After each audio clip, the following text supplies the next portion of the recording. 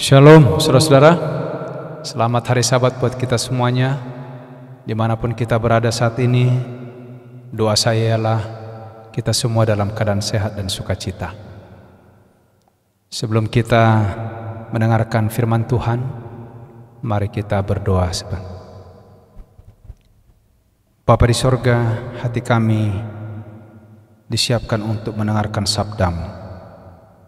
Biarlah urapan dari kuasa-Mu boleh memenuhi hati kami, agar kami keluar dari ibadah ini nanti memperoleh satu kekuatan baru dan sukacita bersama dengan. Di dalam nama Yesus kami berdoa dan mengucap syukur. Amin. Saudaraku yang kasih dalam Tuhan, ada banyak peristiwa di atas dunia ini yang mengecewakan. Oleh karena sudah berbagai upaya, perjalanan ditempuh, usaha dilakukan, bahkan membutuhkan waktu yang cukup lama, harta yang dikeluarkan cukup besar, tetapi tidak sampai kepada apa yang diinginkan. Satu kali, satu keluarga hampir terbakar rumah mereka. Oleh karena pada zaman itu ada lotre, mereka membeli sekian banyak itu lotre. Hanya salah satu angka yang tidak pas. Beberapa angka yang lain sudah pas, hampir. Ini membuat mereka terpuruk, habis uangnya, terjual hartanya, tergadai miliknya, dan oleh karena stres, yang punya rumah ini dia siram rumahnya dengan minyak, dia percikan api, dan rumah itu hampir semuanya hangus. Waktu ditanya kenapa, hampir. Saudara-saudara yang kasih dalam Tuhan, saya bertemu dengan beberapa orang dalam peristiwa seperti ini. Pada waktu saya masih di ladang, di daerah-daerah, saya tidak tahu kenapa orang begitu tertarik cepat kaya dengan membeli lotre. Karena kalau sekali menang puluhan juta, tapi di situ kalah, wah habis juga harta. Saudara-saudara, apa yang saya mau sampaikan pada hari ini? Ada orang yang memiliki percaya, memiliki iman, sudah lama mempunyai keyakinan kepada Tuhan, tetapi hanya sampai kepada hampir selamat. Roma 9 ayat 27. Dan Yesaya berseru tentang Israel. Sekalipun jumlah anak Israel seperti pasir di laut, namun hanya sisanya akan diselamatkan. Saudara-saudaraku yang kasih dalam Tuhan, dalam perjalanan dari tanah Mesir ke tanah Kanaan, kita tahu berapa jumlah orang Israel, orang tua dan anak-anak yang keluar dari tanah perhambaan itu. 40 tahun perjalanan, cukup dengan berbagai tantangan, ujian iman, ujian kepercayaan. Nah, saudara tahu sendiri, Joshua dan Kaleb yang tiba di sana. Oleh karena apa? Keyakinan. Yang lain hampir. Ada juga yang baru perjalanan sudah mati di tengah-tengah perjalanan. Tapi yang paling menyedihkan adalah mereka yang hampir masuk ke tanah Kanaan. Saudara yang kasih dalam Tuhan, dari buahnya lah kamu akan mengenal mereka, kata firman Tuhan. Setiap pohon yang baik menghasilkan buah yang baik. Tidak mungkin pohon yang baik itu menghasilkan buah yang tidak baik. Dan setiap pohon yang tidak menghasilkan buah yang baik pasti ditebang dan dibuang ke dalam api. Jadi, dari buahnya lah kamu akan mengenal mereka. Karena bukan setiap orang yang percaya, yang berseru kepadaku Tuhan, Tuhan, akan masuk ke dalam kerajaan sorga, melainkan dia yang melakukan kehendak Bapakku yang di sorga. Saudara-saudara, Matius pasal 7 ayat yang ke-16 sampai ayat yang ke-21. Ada banyak orang yang berseru Tuhan, Tuhan, tapi firman-Nya katakan tidak masuk ke dalam kerajaan surga. Saudara yang kasih, apabila orang tidak berusaha mencari hubungan yang harmonis dengan Allah di dalam firman dan perbuatan mereka, betapapun terpelajarnya mereka ini, ada kemungkinan mereka akan salah dalam pengertian dari hal kitab suci dan tidak selamat. Saudaraku, ini penting sekali kutipan ini. Ya. Orang yang sudah melakukan sesuatu, percaya, tapi tidak selamat. Kenapa orang-orang yang mencari-cari salah di dalam kitab suci? Mereka ini tidak mempunyai pandangan rohani. Dengan pandangan yang sudah dikacaukan, mereka akan melihat banyak sebab musabab untuk ragu-ragu dan tidak percaya dalam perkara-perkara yang sebenarnya jelas dan mudah. Saya heran, saudaraku. Firman Tuhan itu sebenarnya begitu jelas, nyata.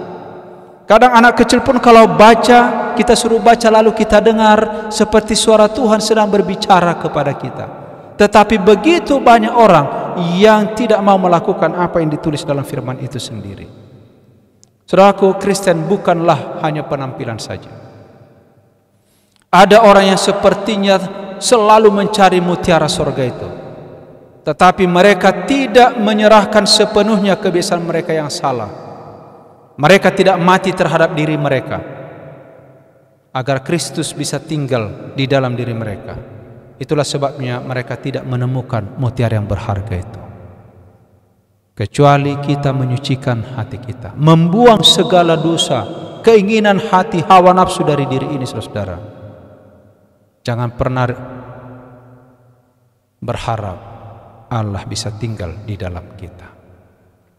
Saudaraku yang kasih dalam Tuhan, nyaris menjadi umat Tuhan, namun belum menjadi umat Tuhan yang sempurna, yang tampaknya mereka dekat kepada kerajaan sorga, tetapi tidak masuk ke dalamnya. Hampir selamat, tetapi tidak sepenuhnya selamat. Apa artinya? Berarti mereka hilang sama sekali. Saudara-saudara yang kasih dalam Tuhan,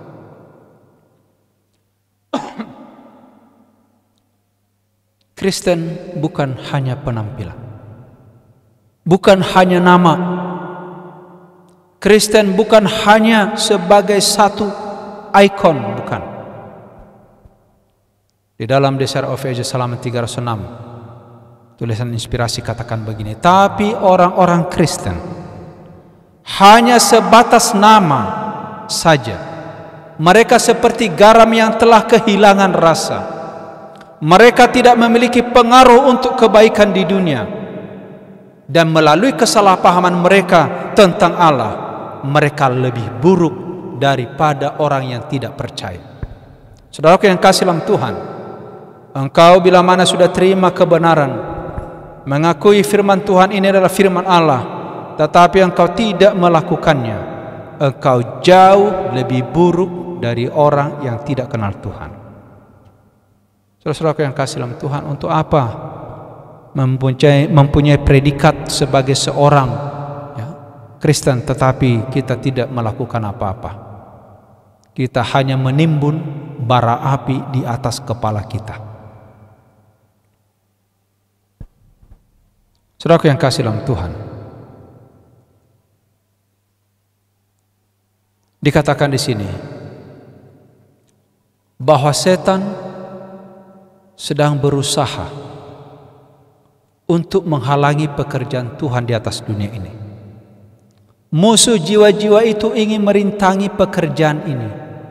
Dan sebelum tiba waktu untuk gerakan tersebut, dia akan berusaha untuk menghalanginya dengan cara bagaimana? Menampilkan suatu kebangunan yang palsu.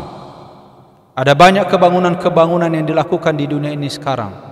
Tetapi coba lihat, apakah itu datang dari Tuhan? Kecuali membawa orang ke dalam kebenaran, menuntun orang kepada firman ini. Saudaraku, camkan, jangan-jangan itu adalah kebangunan yang palsu.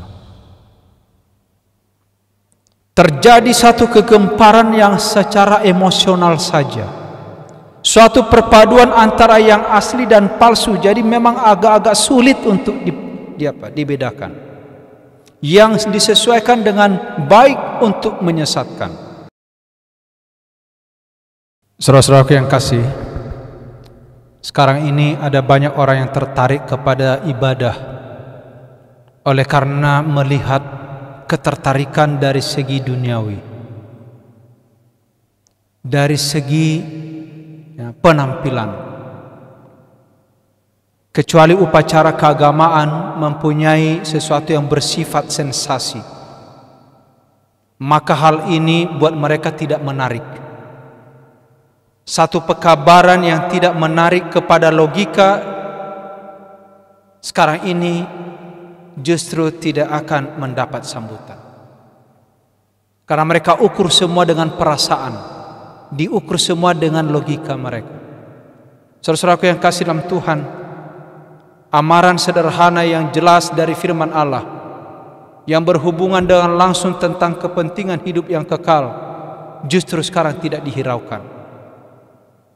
Filipi pasal 2 ayat 5 sampai 8. Biarlah kita menghargai apa yang Yesus sudah buat kita. Hendaklah kamu dalam hidupmu bersama menaruh pikiran, perasaan yang terdapat juga dalam Kristus Yesus, yang walaupun dalam rupa Allah tidak menganggap kesetaraan dengan Allah itu sebagai milik yang akan dipertahankan.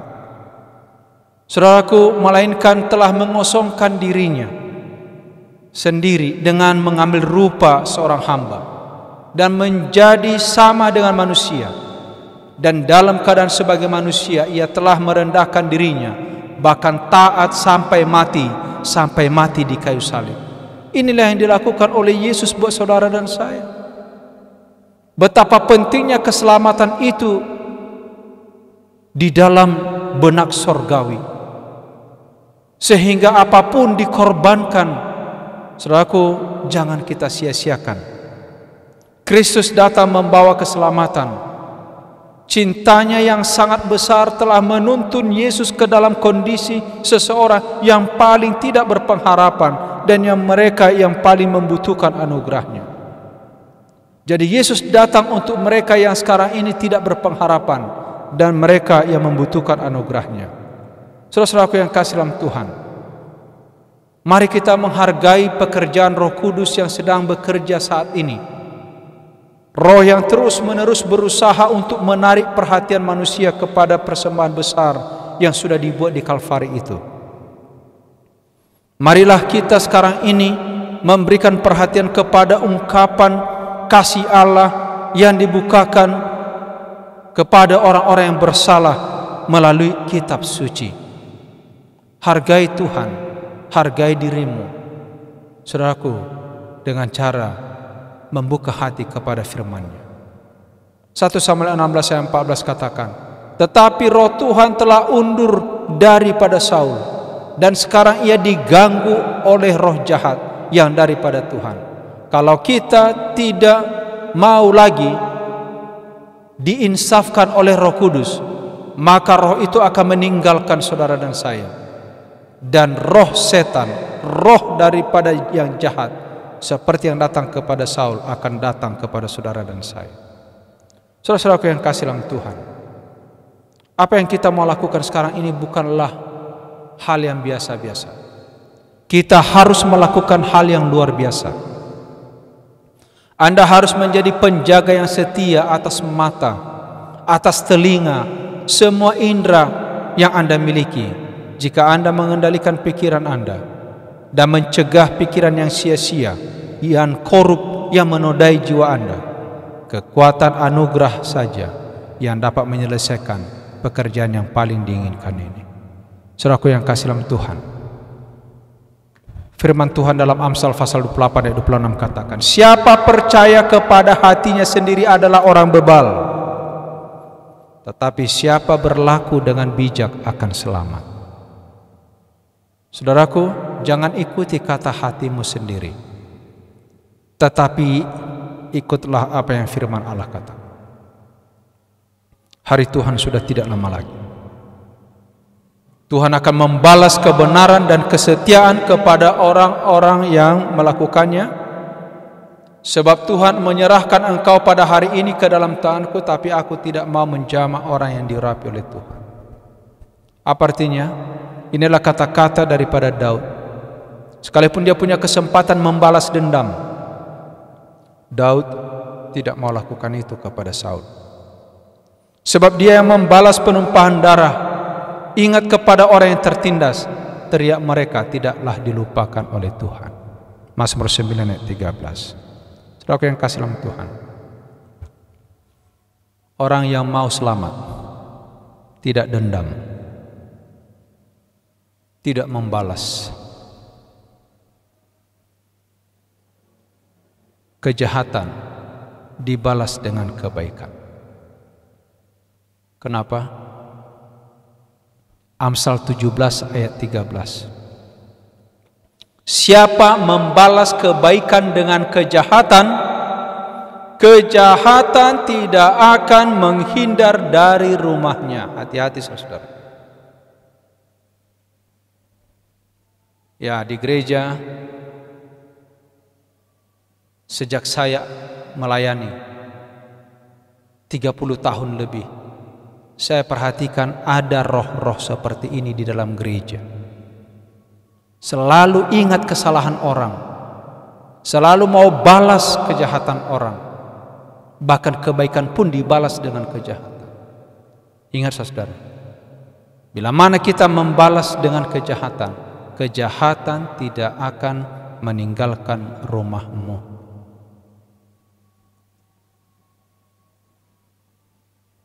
Kenapa? Roma 12 ayat 17. Jangan membalas kejahatan dengan kejahatan, lakukanlah apa yang baik bagi semua orang. Saudaraku yang kasih dalam Tuhan, mari kita melakukan yang terbaik dalam hidup ini. Oleh karena hal-hal yang baik itu membuat kita lebih dekat kepada Tuhan, membuat kita rasa nyaman, membuat kita menjadi bahagia. Sebenarnya dengan kita menyimpan kesalahan, menjelekkan orang lain, kita bukan menjadi baik. Kita sendiri menjadi rusak, rohani kita rusak, fisik kita pun menjadi rusak, saudara. Ikutlah teladan Yesus. Apa yang Yesus lakukan? Juru selamat yang panjang sabar, menawarkan setiap ajakan bagi orang berdosa untuk menerima Dia, bertobat dan disucikan dari kenajisan dosa. Jadi sebenarnya teladan Kristus adalah menginginkan orang supaya bertobat. Semoga itu doa saudara dan doa saya. Semoga itulah yang ada di pikiran kita setiap melihat jiwa-jiwa di sekitar kita. Kita merindukan keselamatan bagi mereka, kita merindukan kebahagiaan bagi mereka, bukan sebaliknya saudara. Tuhan tahu apa yang ada di hatimu. Saudaraku yang kasih dalam Tuhan, saya mau katakan Tuhan tahu apa yang ada di hati kita. Tidak ada yang tersembunyi dan dicatat. Angan-angan hati kita dicatat. Makanya nanti pada waktu masa penghakiman, tidak satu pun orang yang akan berani untuk mengklaim Allah itu tidak baik. Tetapi firman Tuhan kata mereka akan bertekuk lutut. Mereka katakan memang Engkau adalah Allah yang benar. Karena kepada mereka akan ditunjukkan semua dosa-dosa mereka yang membuat mereka binasa. Saudaraku yang kasih dalam Tuhan, bila kita menganggap bahwa seorang berada dalam kesalahan dan dosa, jangan kita memisahkan diri dari dia. Jangan hendaknya dengan perpisahan karena sifat kurang peduli kita meninggalkan dia sebagai mangsa penggodaan, atau justru mengusir dia ke atas mana medan pertempuran setan sedang terbuka. Itu bukan metode Kristus. Tapi apa yang Yesus lakukan ialah mengampuni orang berdosa. Itulah sebabnya di dalam Efesus 4 ayat 30 sampai 32, jangan kamu mendukakan kuasa Roh Kudus Allah yang telah memeteraikan kamu menjelang hari penyelamatan. Segala kepahitan, kegeraman, kemarahan, pertikaian dan fitnah hendaklah dibuang dari antara kamu. Demikian pula segala kejahatan. Tetapi hendaklah kamu ramah seorang terhadap yang lain, penuh kasih mesra, dan saling mengampuni, sebagaimana Allah di dalam Kristus telah mengampuni kamu. Saudaraku yang kasih dalam Tuhan, hampir selamat. Kita ini sudah mendekati hari penyelamatan itu. Apakah kita layak berdiri pada hari kemuliaan itu? Biarlah itu menjadi tantangan bagi saudara dan saya. Kita mau melihat Yesus datang, melihat kemuliaannya, bukan dengan ketakutan, tapi dengan sukacita. Oleh karena apa? Kita menghidupkan firman-Nya di dalam hidup kita. Saya kembali kepada ayat inti kita, Roma 9 ayat 27. Dan Yesaya berseru tentang Israel, sekalipun jumlah anak Israel seperti pasir di laut, namun hanya sisanya yang akan diselamatkan. Mudah-mudahan saudara dan saya mendengarkan firman ini adalah sisa-sisa itu. Karena banyak yang dipanggil, tapi sedikit yang terpilih. Semoga Anda dan saya bagian yang terpilih, yang sisa, yang diselamatkan. Tuhan memberkati kita. Kita bersatu dalam doa. Bapa di sorga, terpuji nama Tuhan.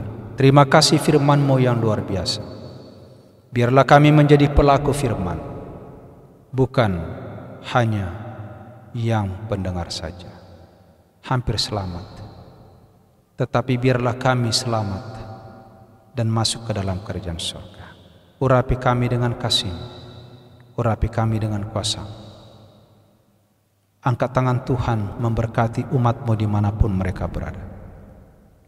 Tuhan memberkati engkau dan melindungi engkau. Tuhan menyertai engkau dengan wajah-Nya dan memberikan engkau kasih karunia. Tuhan menghadapkan wajah-Nya kepadamu dan memberi engkau damai sejahtera. Kiranya kasih karunia Tuhan Yesus, kasih Allah Bapa serta persekutuan Roh Kudus memimpin, memelihara dari sekarang sampai selama-lamanya. Di dalam nama Yesus kita sambut berkat-Nya. Amin.